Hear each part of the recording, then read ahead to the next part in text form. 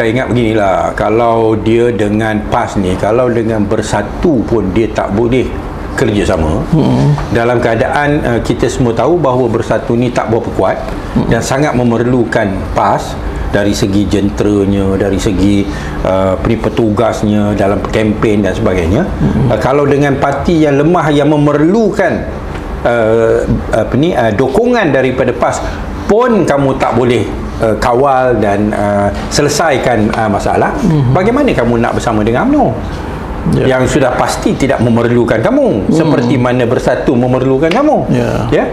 So bila dengan parti yang lemah yang memerlukan dokongan pun kamu tak mampu nak selesaikan perbezaan pandangan dan pendapat ini, maka kalau nak dengan muafakat nasional, nak bawa UMNO, lagilah susah. Itu kan?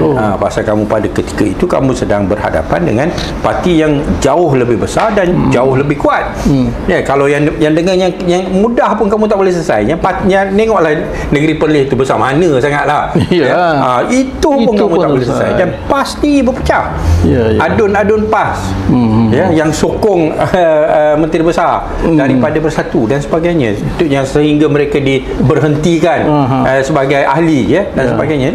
Benda kecil macam tu pun kamu tak boleh selesai, tak boleh bincang, tak boleh samalah macam bila dulu pasal apa tu, bila kita ni digugurkan setandan, bila dia tak boleh hujah dalam AJK Pusat tentang cadangan untuk nak keluar daripada Pakatan Rakyat, nak bincang, nak dapatkan persetujuan, nak kemukakan hujah, tak mampu, maka dihujahnya dengan CAI, Dewan Ulama, yang ditandatangani oleh Dewan Ulama. Tapi kena ingat yang kita panggil apa nama tu kalau nak dibawa bukan dasar, cadangan untuk keluar daripada DAP tu, dan usul Pakatan Rakyat, usul tu diterima tanpa bahas asalnya.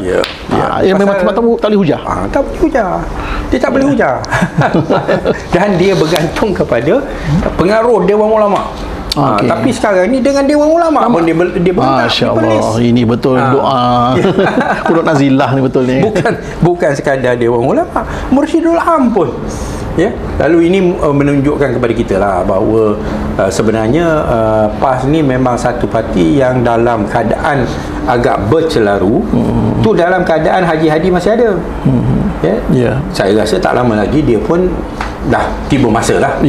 Nampak dia pun dah semakin hari semakin lemah, semakin hari semakin lemah. Bila Haji Hadi tak ada, saya meramalkan PAS ni akan berpecah. Dia akan berpecah. Macam mana tu ni? Ini mungkin saya berbeza. Sekarang ni pun kita dah nampak dah ada tim A, tim B nya. Golongan yang ulama yang nak begini, yang nak begitu. Ni sekarang ni Haji Hadi pegang. Tapi bila Haji Hadi dah tak ada, saya yakin lah mereka akan pecah.